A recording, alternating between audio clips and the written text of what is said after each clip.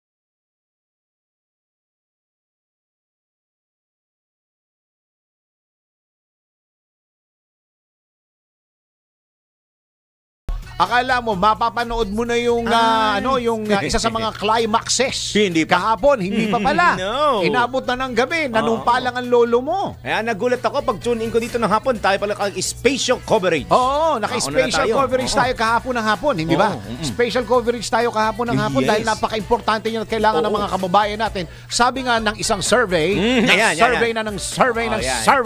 at hindi matapos-tapos ang kanilang mga survey. At hanggang ngayon ay gumagawa pa rin sila ng survey money. Survey money. Di ba sabi? 70% daw ang gusto ng mga Pilipino na matuloy ang impeachment trial na yun. Sabi nga nila, ito lagi ko naririnig to sa mga sa pelikula, sa mga judges, sa mga biktima, sa mga pabiktim. Anong tawag dito? Even yung mga mga nasasakdal, justice denied. Ulit. Justice delayed is justice denied. Ayun. Wala sa isip ko yun. So, ibig sabihin, every minuto, araw o oras na sinasayang ng Senado, parang nadidelay na mabigyan ng pagkakataon ang bawat panig sa korte. Tama. Justice denied is... No. Justice delayed is justice denied. Yan. Delay muna. Oo. So, ibig sabihin, kailangan talaga magkaroon sila ng kanilang mga araw at oras sa korte. Tama. Pero sa pagkukonvene pa lang, ang dami ng usapin. Sa pagkukonvene, inabot ng 6 na oras tapos ang nangyari, nanumpa lang. Kaya, alam mo kung sino nga inaano ngayon, sino ang trending mamula ka ba yan? Kanina bago may broadcast. Si SP? Hindi si SP. Sino? Si Hart. Si Hart? Alam mo bakit? Kasi papasok pala sa bahay ni Kuya. Bilang house guest. Oo. Alam mo, sabi ng taong bayan, huwag niyong palabasin hanggat di nagsisimula ang impeachment. Hinostage yung asawa. Hinostage yung asawa. Sabi, walang magiging eviction hanggat hindi nagsisimula ang impeachment. Sabi siguro ni Kuya. Si Kuya yun, di ba? Si Kuya. Hard. Hindi kita pwedeng palabasin. Kawawa naman si Hart, nagpa-passion lang sa pari tapos ayaw nang palabasin sa bahay ni Kuya. Ano mangyayari ngayon? Ang alam ko mamayang 3:00 ng hapon, 4. yung panunumpa nung 4 o'clock ba? 4 o'clock. Itong panunumpa naman ng mga senator judges. Yun. Actually, akala ko kahapon yan. Hindi nga. Hindi pa pala. Hindi pa. Tinitingnan ko nga. Dahil kahapon, nakikipag-meeting ako, tinitingnan ko yung mga nag-i-speech. Hindi ko lang naririnig. Sabi ko sa isip-isip ko, ano na naman nangyayari dito? Ano na naman? Magkukonvene nga lang, parang hirap na hirap pa. Ano ba naman yan? Diba? Abangan ho natin mamayang 4:00, no?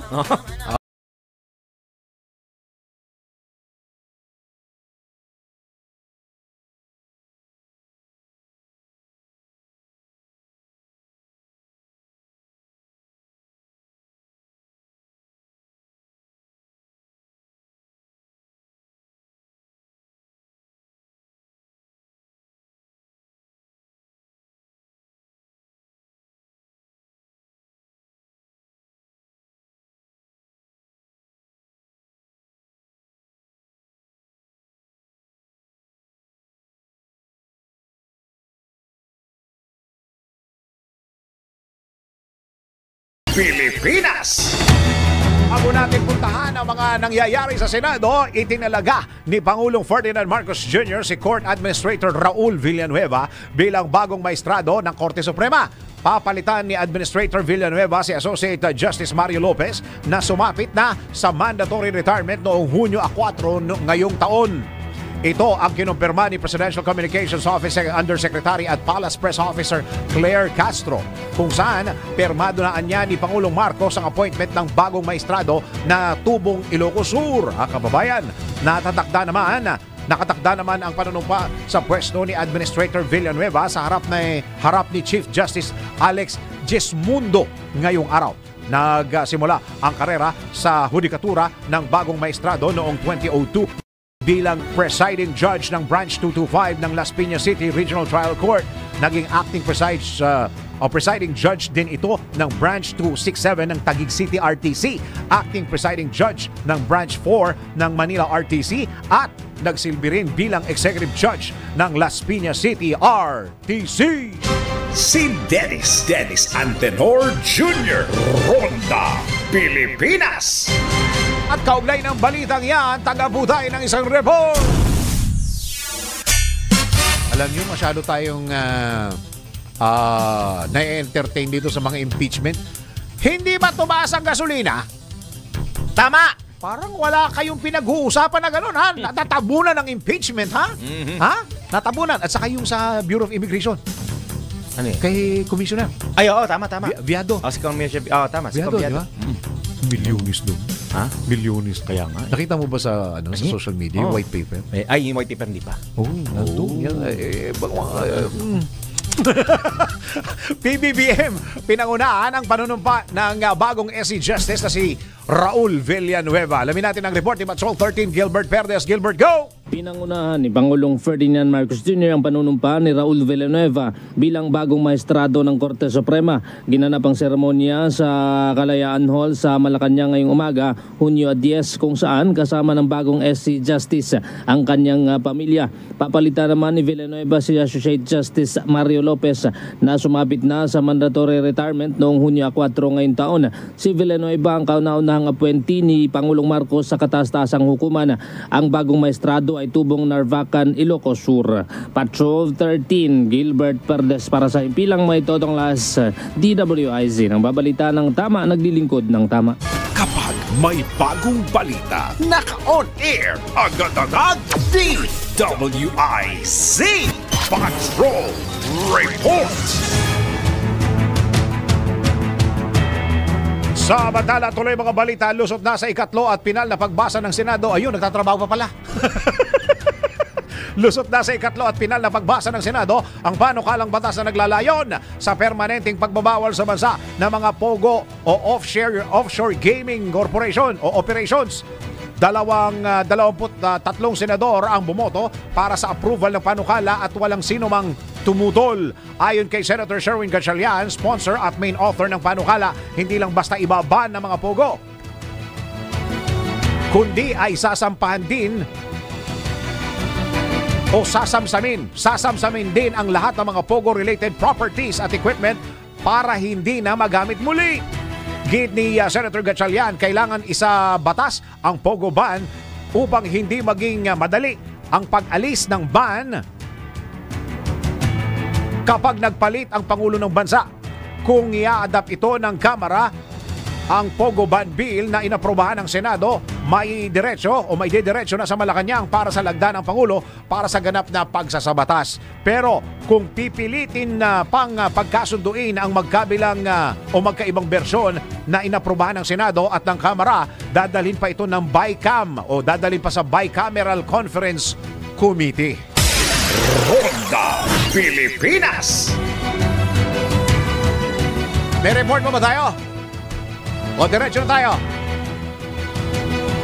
Anuhin ko lang to, aking bibigyan daan lang ito, ha? Itinanggi ni Bureau of Immigration spokesperson Dana Sandoval ang mga aligasyong katiwalian na ibinibintang kay Immigration Commissioner Joel Viado. Ayon kay Sandoval, pawang anonymous o walang pangalan ang mga nagrereklamo at wala pang matibay na ebidensya na susuporta sa akusasyon. Ito po talagang mariin niyang itinatanggi dahil tingin po niya yung mga ganito pong attacks na nagtatago po behind anonymous complaints is really a backlash ng mga reforms na ginagawa niya. Ano pa may mga nasasaktan? Tila itinaon din niya ang reklamo sa nakabimbing courtesy resignation na isinumite ni Viado kay Pangulong Bongbong Marcos. Hindi pa siguro tinanggap hindi pa sigurado kung siya pa rin hanggang ngayon, ano? Sa kabila nito, handa namang harapin at sagutin ng BI Chief ang mga aligasyon, lalo't bahagi ito ng mandato at trabaho ng isang public official. Wala pong pirma, wala pong clear identities behind it. Yun nga po napapansin ng ating management, ni Commissioner po. Talagang sunod-sunod, yung mga anonymous, talagang laging anonymous po. Yung mga complaints, allegedly, itong mga nakaraang araw. And doon po sa... ang timing nga rin po nitong white paper na ito. At talagang there are obvious efforts na ismear ang pangalan po ng ating commissioner. Katatapos lang yata ng hearing ng Congress, halos 9,000 yata hanggang 10,000 pa yung mga POGO workers na nasa Pilipinas. Tapos kasabay nitong paglabas ng white paper, naku, medyo seryoso to, ha? Oo, seryoso ito. 9,000 po itong nandito pa rin sa Pilipinas. Kung tutusin, 30,000 yan. 30,000, alam ko dyan 30,000 plus. Pero meron pa rin 10,000 na nandito na naiiwan. At ito yung tinatawag nila na backyard operation. Yung ibig sabihin sa bahay lang, sa bahay sa mga subdivision na hindi ka pwedeng basta-basta pumasok. Yan. Yung mga backyard na mga ganyan. Oo. Yan po ang tinig ni spokesperson Dara Sandoval sa panayam ng DWIZ. Si Dennis Antenor Jr. Ronda, Pilipinas. Pasukin lang natin to. Isang report pa. Isang report. Reklamo laban kay BI Commissioner Viado. Ayan na, pinaiimbestigahan na ni PBBM. Nako, Malacanang na. Patrol 13 Gilbert Perdes. Gilbert, go! Kumilos ng Malacanang sa mga reklamo at aligasyon laban kay Bureau of Immigration Commissioner Joel Viado. Sa ambush interview sa Malacanang, sinabi ni Pangulong Ferdinand Marcos Jr. na pinaimbestigahan niya ang mga lumutang na issue at aligasyon kamakailan laban sa pamunuan ng immigration. Aminado ang Pangulo na hamon ding pag-aralan kung lehitimo ba ang mga liham at dokumento ng mga nagre-reklamo lalo na kung walang nakapirma o detalye sa reklamo. Pero tiniyak naman ni Pangulong Marcos na palaging kumikilos ang pamahalaan sa tuwing nakakatanggap ng mga ulat at reklamo laban sa mga opisyal ng gobyerno. Matatanda ang inireklamo sa Malacanang si Viado noong Mayo ngayong taon dahil sa pakikialam daw sa proseso ng bidding sa e-gates ng Kawanihan. Patrol 13 Gilbert Perdes para sa impilang may todong las DWIZ. Nagbabalita ng tama, naglilingkod ng tama. Kapag may bagong balita, naka-on air, agad-agad, DWIZ Patrol Report. Wala pang linaw kung tinanggap o hindi tinanggap ni Pangulong BBM yung kanyang courtesy resignation si Commissioner. Baka magdelikado ito. Diba? Matindi yung akusasyon. Dapat pa tama yung ginawa ni PBBM na paimbestigahan. Tama. Dapat talaga pang mga ganyan. Alam nyo, pagka dito sa Pilipinas, medyo baliktad eh. Dapat kung kayo bibintang, dapat naglalabas kayo ng ebidensya. Ang nangyayari, kung sino yung pinagbibintangan siya, naglalabas ng ebidensya. Doon pa kayo tumataob. Oo, di ba? Dapat ganun, di ba? Kung ikaw nang bibintang, yan ay may babae siya. And I have proof. Dapat meron akong proof. Ito yung video. Nakita ko. Abay, naglalandian habang kumakain ng turon. Akala ko habang umiinom ng buko. Di ba? Dapat kung sino yung bibintang siya, na dapat nagbibigay ng ebidensya. Tama. Okay. Alamin na natin ang ating magiging weather for today. Pinakahuli, pinaka-latest, pinaka-napapanahon. Whether we like it or not, ito ang magiging DWIZ Weather Report. At hindi maganda masyado ang panahon para kay Commissioner Viado. May namumuo. Oo nga talagang ako nabasa ko niya, akala ko naman hindi ko pinansin ng mga ilang days pa. So ngayon nalabas na. May namuuna nga. Alamin na natin ang totoong panahon. Panahon. Ayan, iba na naman kanta mo. Pagkakataon. Pagtawid na panahon. Alamin natin ang weather report mula kay Daryl Justin. Maraming nagulantang dahil may bagyo. May bagyo sa labas ng Philippine Area Responsibility. Ayan, wag na natin papasok. Kaya alam mo, sabi ko nga sa sa Pag-asa, sabi ko maglagay ng do not enter para hindi na papasok sa Pilipinas yan. Paano? Hayaan mo siya ano pangalan niya? Auring ba yan? Dapat, pero wala pangalan kasi nasa labas ng pare. Auring. Auring, huwag ka nang papasok dito. Yan. Marami kami inaasikaso dito. Busy sa impeachment. Yung palang panunumpa ni SP Escudero na nahihirapan na kami. Yan. Tapos papasok ka pa? May manunumpa pa mamaya. May manunumpa pa. Puro sumpaan na lang itong nangyayari. Tapos papasok ka pa? Sinusumpa ko sa inyo. Walang bagyo. Ayos. Ayan. Okay na, nanumpa na ako. Ni engineer na pasumpa ka pa. Sabi ko na ito na naman po ang edad niya, nabubuking.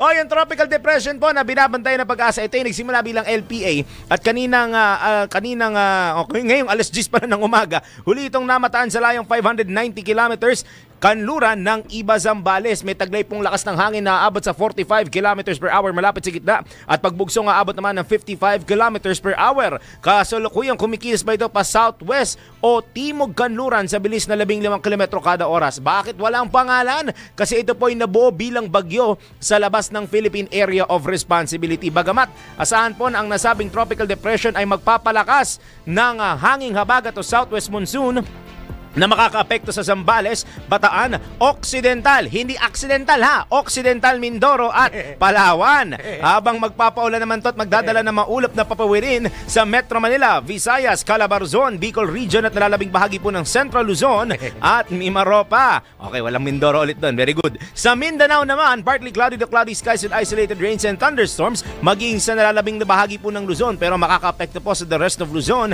ay localized thunderstorms. Sa tropical cyclone threat potential ng Pag-asa, numaas na nga at naging isang high probability na mabuo at sa kasalukuyan ito isang ganap na nga na tropical depression o isang tropical cyclone o bagyo sa labas ng PAR. Inaasahan na magiging trajectory nito ay maaaring kumilos na ito sa timog na bahagi ng China at may mababa o may katamtaman hanggang sa mataas na tsansa na magpatuloy bilang isang bagyo pag naglandfall po ito sa katabing bansa natin. Pero sa week ng June 16 to 22, clear skies at walang bagyo ang aasahan natin hanggang sa 22 po ng Hunyo. Ayan. So ibig sabihin wala pa rin tayong official na bagyo dito sa bansa. Ang meron lang ay southwest monsoon at nabuo sa labas ng ating bansa. At wala pa sa loob. Wala sa loob. Wala pa sa loob. Pero asahan, anong sabi ng forecast ng Pag-asa? Hihilahin niya ang habagat. Habagat. So habagat pa rin na magpapaulan sa So atin. pumasok man yan o hindi pumasok, may effect sa atin. Oo. Kasi ito, una tigit sa lahat, nasa western section ng bansa. Ang habagat ay nasa southwest portion. So hihilahin at hihilahin po nito. Kaya makakaranas pa rin tayo ng makulimlim hanggang sa maulang panahon. Gaya nga lang dito sa Metro Manila, inaasahan natin for today na nasa 85% ang tsansa ng pag-ulan. Asahan na maaaring magkaroon ng mga pag-ulan mula 11 a.m. hanggang alas 4. 11 a.m. hanggang alas 4 ng hapon. Ay sakto, pagpatak ng 4 p.m. Sa gabi may lakad pa ako mamingin. Hindi, bukod sa may lakad ka, may manunumpa pa. Alas 4. Alas 4. Habang bumabagyo, lakas ang ulan. Nanunumpa sila. We swear. Mas may kidlat. Pero titila naman yan. Tapos sana bukas. Pero ang ibig sabihin, habang nanunumpa, bumabagyo. Totoo nga bang galit ang panahon? Ayan. Bilis makahanap nito ng Itaas niyo po ang inyong kanang kamay. Ayan. Kayo po ba ay sabi ng sasalita, mamaya na po tayo magpanumpa. Pakinggan muna natin ang kulog at kidlat. Akala ko palampasin muna. Palampasin. Palampasin muna natin. Mukhang masamang signal yan. Pangit tayo. Parang hindi maganda sa bayan yan. Patay. Oy, pasadaan ko na lang mabilisan nito. Merong mga rainfall advisory ang Pag-asa. Ayan. Asahan ng moderate to heavy rainfall ngayong araw sa Zambales, Bataan, Occidental, Mindoro at Palawan. Habang bukas naman, baka ko na pamasa, Occidental. Ayan, malinaw Bukas may mga merong heavy to intense rainfall na aasahan sa Zambales maging sa Occidental, Mindoro. Yan. Habang moderate to heavy rainfall naman bukas sa Pampanga, Bataan, Quezon, Cavite, Batangas, Oriental Mindoro, Romblon, Antique, Palawan at Metro Manila. Naku, mukhang uulanin ang unang araw ng pagdinig bukas ng impeachment case. So asahan po natin ang ano lang yata, tama? Tama ba yung aking magbabasa lang yata ng articles of basa pala, basa. Diba? Basa lang yata wala pang hearing na mangyayari. Basa pa lang. Ang kanilang unang pagbasa proseso pa nga lang, ganito ng sabagay. Hoy, 3-day weather. Asahan po na magiging magkahalong init at ulan sa Metro Manila hanggang Friday. Metro Cebu may mga pagulan bukas. Makulimlim sa Huwebes at may pagsikat na ng araw ng Friday. Sa Metro Davao, tuloy-tuloy naman ang maulap na papawirin at may tsansa ng improving weather conditions na may mga isolated rains sa darating na Friday. Maglalaro sa 26 to 33 degrees sa Metro Manila, 26 hanggang 32 sa Cebu at 25 hanggang 32 degrees naman sa Davao. Sumikat ang araw 5:26 ng morning. Asang lulubog ito mamayang 6:25 ng evening. At yan muna ang aking latest weather report, whether you like it or not. Ako po si Daryl Justin, nagbabalita ng tama, naglilingkod ng tama. Pinakahuli, pinaka-latest, pinaka-napapanahon, whether we like it or not. DWIZ Weather Report. Ronda Pilipinas. Isang reminder lang po sa mga kababae natin mga Pilipino na nasa Pilipinas, ha? Oo, ha? Huwag matakot, ha? Huwag kang matakot. Huwag kang magpakonsulta, magpa-check up sa tuwing nakakaramdam ka ng sakit, ha? Sakit-sakit sa katawan, ha? Dahil may PhilHealth na siguradong aalagaan ang kalusugan mo. Lahat tayo ay membro at sigurado sa benepisyo. Pumunta lamang sa mga accredited consulta package provider para makapag-avail ng consulta package. At para sa karagdagang impormasyon, bumisita lamang sa kanilang website na www.philhealth.gov.ph at pindutin ang click to call icon. Dahil Pilipino ka, may PhilHealth ka. Ronda Pilipinas. Pilipinas ang ating oras, 30. Ronda Pilipinas. Tuloy-tuloy mga balita at impormasyon sa Ronda Pilipinas at tanggap po tayo ng isang report. PCSO muling nakatanggap ng ISO certification dahil sa kalidad ng serbisyo. Congratulations, GM! Report mula kay Maine Barreto. Muling nakatanggap ng ISO certification ng Philippine Charity Sweepstakes Office o PCSO dahil sa kalidad na serbisyo publiko ng ahensya. Ilan sa factor o saklaw ng pagkilala ng ISO ay kung ganap bang nagagawa ng ahensya ang kanilang tungkulin, partikular sa gaming operations, pagkiklaim ng premyo at iba pang support processes. Ikinatuwa at ikinalugod naman ni General Manager Melquiades Robles ang ikatlong sunod na ISO certification. Ayon kay GM Robles, isa itong patunay na mayroong dedikasyon at integridad ang mga PCSO employee. Ang ISO 2015 ay isang pamantayang kinikilala sa buong mundo na sinisigurong ang isang organisasyon o ahensya ay naka-align sa international best practices. At yan ang report na hindi umuurong sa pagtulong. Maine Barreto, nagbabalita ng tama, naglilingkod ng tama. Ronda Pilipinas. At alam nyo ba na ang katumbas ng bawat taya sa Philippine Charity Sweepstakes Office o PCSO ay kawang gawa? Sa bawat ticket mo, siguradong may matutulong ang Pinoy sa kanilang pangangailangang medikal dahil sa PCSO. Basta kawang gawa at pagtulong, hindi kanila uurungan. Kaya palaging tandaan, ang bawat taya may kawang gawa. Ronda Pilipinas. Tuloy-tuloy mga balita at impormasyon sa Ronda Pilipinas. Ayos na? Andiyan na ba? Wala ba? O sige, tanggap muna tayo ng report.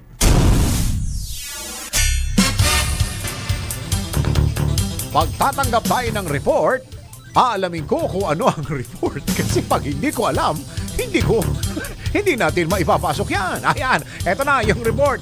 Senador Pimentel naniniwala na organisa na ang impeachment court matapos manumpa ni Senate President Escudero kagabi, mga 9 p.m. na yata yun, magte-10 bilang presiding officer. Alamin natin ang report ni Patrol 19, Selly Ortega Bueno. Ate Selly, go! Naniniwala si Senate Minority Leader Coco Pimentel na naorganisa na ang impeachment court matapos na manumpa na si Senate President Jesus Escudero bilang presiding officer para sa impeachment trial ni Vice President Sara Duterte. Ayon kay Senator Pimentel, sa kanyang pananaw at pagkakaintindi, nabuo na ang impeachment court dahil nadetermina na ang mga magiging miyembro nito. Sa naging pahayag kasi sa plenaryo kagabi, bukas pa magkukonvene ang impeachment court at ngayong araw pa manunumpa ang mga senador bilang senator judges. Ginawa ang dahan-dahan na proseso ng pag-convene ng Senado bilang impeachment court dahil sa may hirit pa si Senator Bato de la Rosa na makapagsalita ngayong araw. Ayon kay Senator Pimentel, top secret daw ang topic ng speech ni Senator de la Rosa. Kumpiyansa naman si Pimentel na wala nang magiging sagabal sa formal na pag-convene ng Senado bilang impeachment court bukas dahil sa in good faith naman ang kanilang naging usapan ukol dito. Samantala, kaugnay ng mga lumalabas na listahan ng mga senador na umano'y bumoto pabor na ituloy ang impeachment trial laban sa Vice Presidente at mga bumoto para sa dismissal ng impeachment case at mga wala pang opinyon na senador, sinabi ni Pimentel na wala naman silang napag-usapan ukol sa dismissal ng kaso kahit sa panahon ng kanilang session sa plenary at kahit noong nakabreak ang kanilang session. Ito sa Patrol 19, Sally Ortega Bueno, para sa impilang metodong naka sa DWIC, nagbabalita ng tama, naglilingkod ng tama. Ronda Pilipinas. Samantala, isa pa pong report. DOJ aminadong hindi pa maaaring aksyonan agad ang aligasyong may korupsyon sa Bureau of Immigration. Kasi attached agency yata ng DOJ yan no? Alamin natin ang report ni Patrol 24, June Samson. Kuyang June, bakit daw? Kuyang Dennis, aminado ang Department of Justice na malabong maisalang sa investigasyon ang kumakalat na white paper na nagsasaad na may korupsyon sa Bureau of Immigration at direktang isinangkot si Immigration Commissioner Joel Anthony Viado. Ipinaliwanag ni Assistant Secretary Nico Clavano na hindi makakaaksyon ng DOJ sa isang aligasyon na nakabatay lang umano sa white paper na malabo at walang ebidensya. Sabi pa ni Clavano na kung papatulan ang lahat ng reklamong idinadaan sa white paper na maituturing umanong fake news, ay mauubos lang ang oras o panahon ng DOJ. Iginiit ni Clavano na ang DOJ ay palaging nakabatay sa ebidensya, kaya mainamaan niya kung maglalabas ng ebidensya yung mga nagrereklamo. Kumalat ang white paper na naglalaman ng mga umano'y korupsyon sa immigration at isinungkot nga itong si Commissioner Joel Anthony Viado na kanya namang itinanggi. Patrol 24. Kuyang June. Kuyang. Hindi man lang automatic na titingnan yung kaso kasi ang Malacanang nagsalita na, paiimbestigahan na. Oo, kasi yung white paper na sinasabi ay nakarating na sa Malacanang. Kaya ang sabi ng Malacanang ay iimbestigahan. Pero sa kampo ng DOJ, ayaw nilang kumilos hanggat wala yung formal complaint. Yung bang pag-iimbestiga sinasabi ng Malacanang, sino utusan doon? NBI?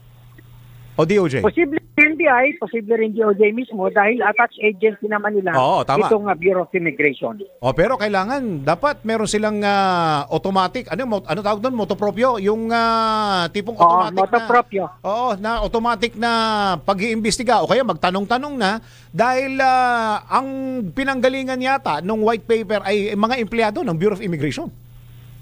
Mga empleyado mismo na ayun naman kay Viado, ito rin mga nagre-reklamong ito ay yung mga tinamaan daw ng balasahan.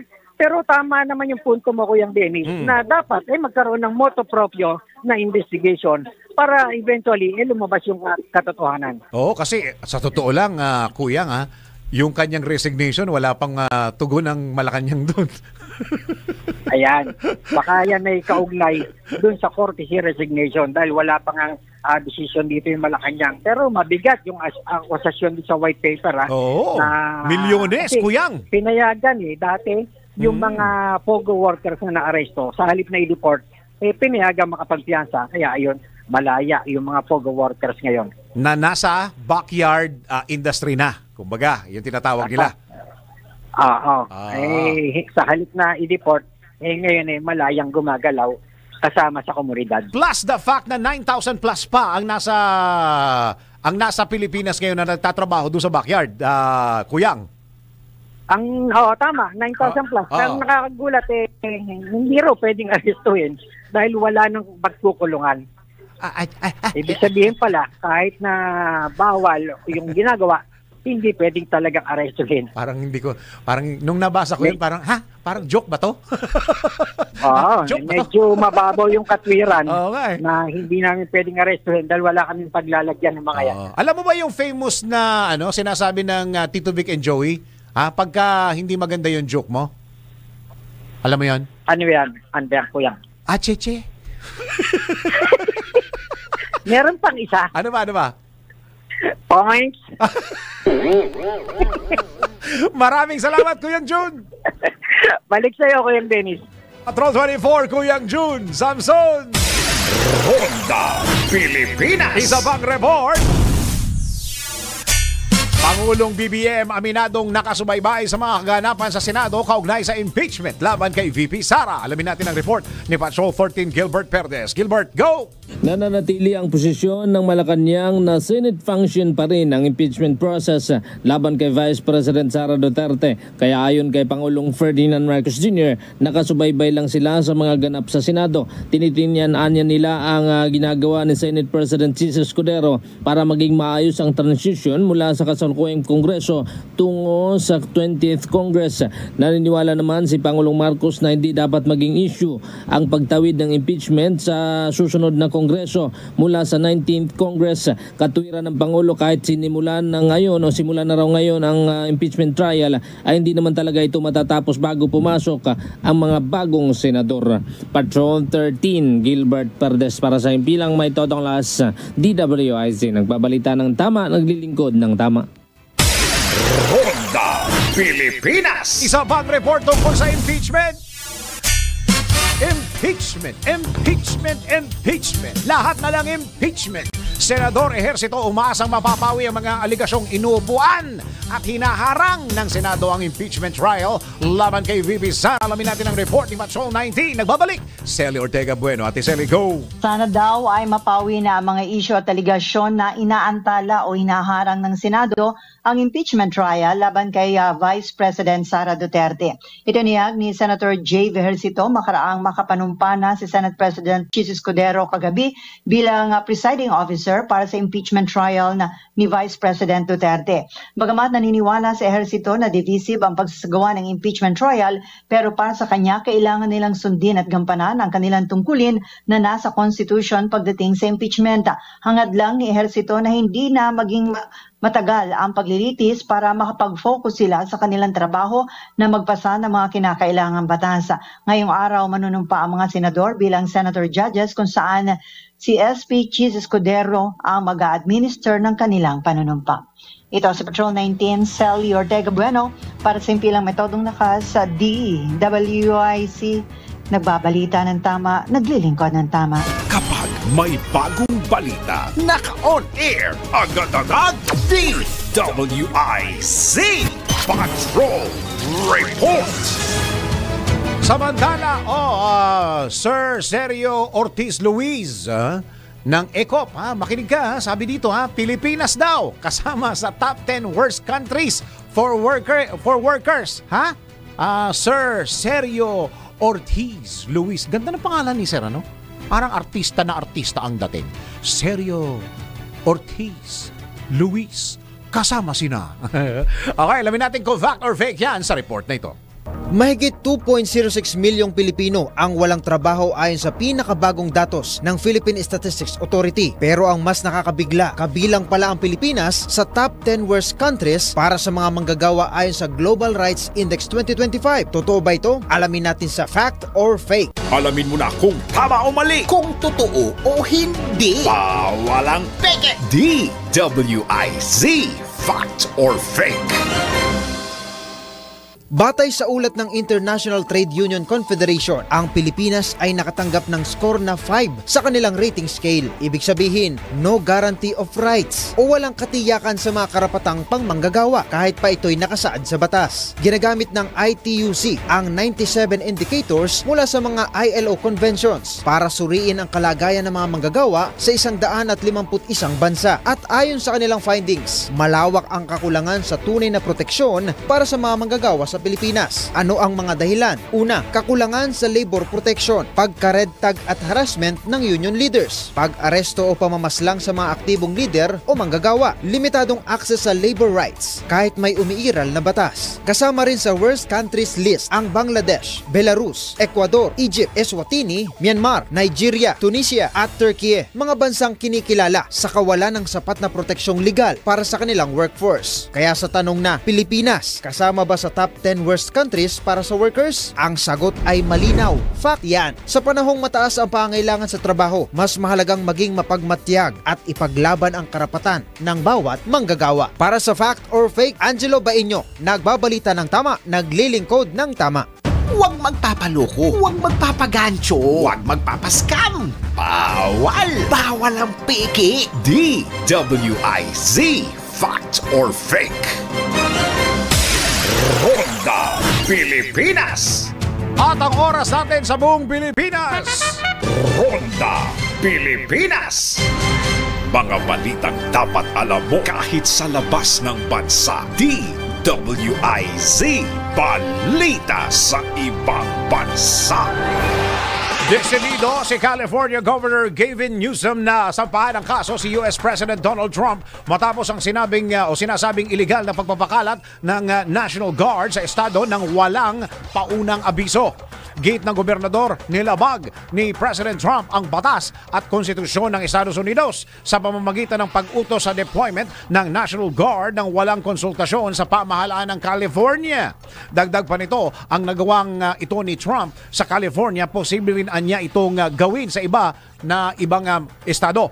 Magunitang ipinakalat ni Trump ang National Guard upang supilin ang mga kilos protesta laban sa mahigpit na immigration policy ng kanyang administrasyon. Ronda Pilipinas. Malungkot yung mga nangyayaring yun sa Amerika. Tingnan nyo sa mga videos. Ay, nako, yung mga rally-rally. Samantala para sa ating balitang sports, Manny Pacquiao iniluklok na sa Boxing Hall of Fame.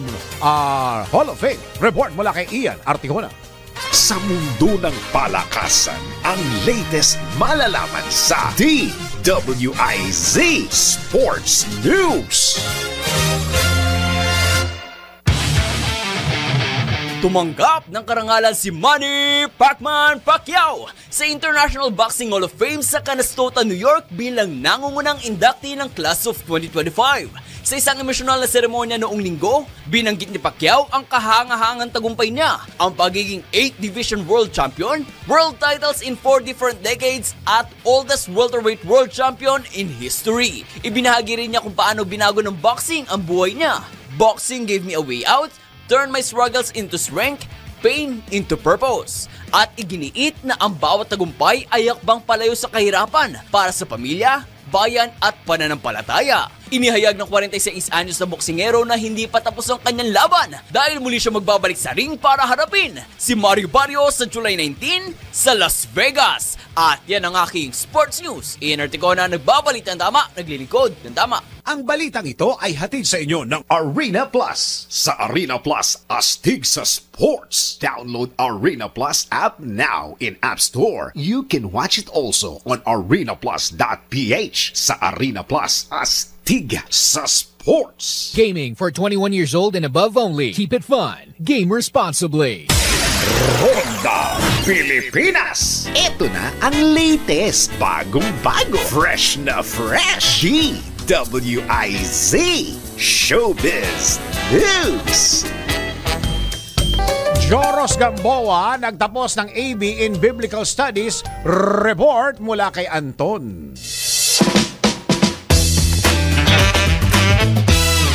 Para sa aking balitang showbiz, tuluyan nang nagtapos sa kursong AB Biblical Studies sa Global Life University si Joros Gamboa. Nagbunga na nga ang pagtsatsaga na aktor sa kanyang pag-aaral nang i-post nito sa kanyang Instagram account ang kanyang pagtatapos ng nasabing kurso. Sa kanyang post, makikita si Joros na nakasuot ng toga. Nilagyan niya ito ng caption na Global Life University GLU Graduates of 2025 AB Biblical Studies. Thank you Lord, all glory to God. Kasama ni Joros ang kanyang misis na si Katz Gamboa nang umakyat siya sa stage para sa kanyang diploma. Dinagsa naman ng congratulatory messages si Joros mula sa kanyang mga kapwa-artista tulad nina Dennis Trillo, Allen Dizon, Yasmin Curdy, Edgar Alan Guzman at maraming iba pa. At iyan aking balitang showbiz para sa impilang may todong lakas, DWIZ. Ako si Anton, nagbabalita ng tama, naglilingkod ng tama. Ang balitang ito ay inihatid sa inyo ng Bingo Plus. Bingo Plus, download Bingo Plus app now on Google Play and Apple App Store for a chance to win up to 312 million pesos jackpot prize. Visit bingoplus.com to learn more. With Bingo Plus, bingo sa saya plus sa panalo. Gaming is for 21 years old and above only. Game responsibly, keep it fun.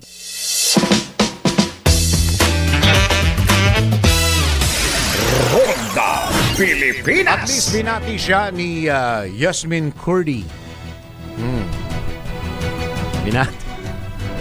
Binati siya ni Yasmin Curdy. Kilala niyo ba si Yasmin Curdy? O hindi? Ako kilala ko si Yasmin Curdy. Teka, ito medyo seryoso tong NBI natin. Binaril ang nakaaway sa road rage bilang self-defense daw. Alamin natin ang kaparusahan sa NBI. Naku, bawal ito. Alamin kung bawal o hindi. Dahil kung di mo alam to, kaso ang kakaharapin mo sa NBI. Nako, bawal ito.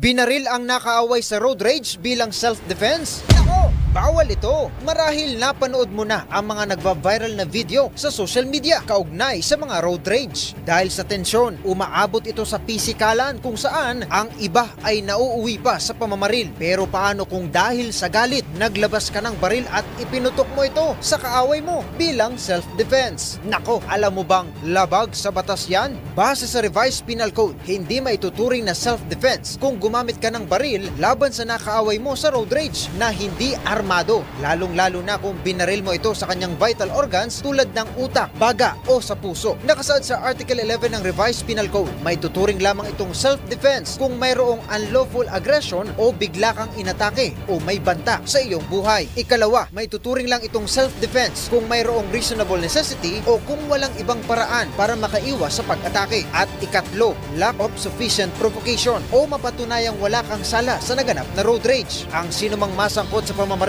sa kalagitnaan ng road rage ay mananagot depende sa bigat ng kaso. Kaya sa mga motorista, magbaon ng maraming pasensya. Hindi lang dapat matapang dahil may baril kang dala. Baka masabihan ka pa ng, nako, bawal ito. Ronda Pilipinas. Uy, totoo nga ba ng emotional vampire? Oh, what happened to you, Bella? Emotional vampire ay laging naghanap ng drama, problema at validation at isasama kanya sa kanyang gulo. Alamin natin, let's prove it! Maraming tao ang nakaranas ng pagkakaibigan o relasyon kung saan isang panig lang ang laging naglalabas ng problema na para bang ginagamit ka bilang basurahan ng emosyon. Tara, let's prove it! Bago maniwala sa mga claim-claim na yan, patunayan na yan sa Let's Prove It! Ayon kay Susie Reading na ang mga emotional vampire ay may excessive need for attention and validation. Sila ang mga sobrang negatibo, may victim mindset at hindi nagtataglay ng tunay na empathy. Ayon pa kay Dr. Albert J. Bernstein na ang energy vampires ay kadalasang may katangian mula sa cluster B personality disorders. May manipulative tendencies, labis na drama o patuloy na paghahanap ng atensyon. Dagdag pa ng Calm Blog at Very Well Mind na sila'y madalas dramatic, blame shifting at attention hogs na lahat ay nagiiwan sa iba ng mabigat na emotional na epekto at pagkadismaya. Tinawag silang emotional vampires dahil sumisipsip sila ng emosyon, nagiiwan ng pagod at gulo. Kung may taong ganito sa paligid mo, magtakda ng boundaries, limitahan ng atensyon at unahin ang sarili. Kaya naman payo ng mga eksperto, matutong magsabi ng hindi, maglaan ng oras para sa sarili at humingi ng suporta kung kinakailangan. Ronda Pilipinas! At yan ang kabuuan ng mga balita at impormasyon sa Ronda Pilipinas. At bago tayo magpaalam, tayo muna magpatamag quote of the day. Walang shortcut sa tagumpay. Lahat pinaghihirapan yan. Uy! Antabayanan po ang susunod na programang Yes, Yes!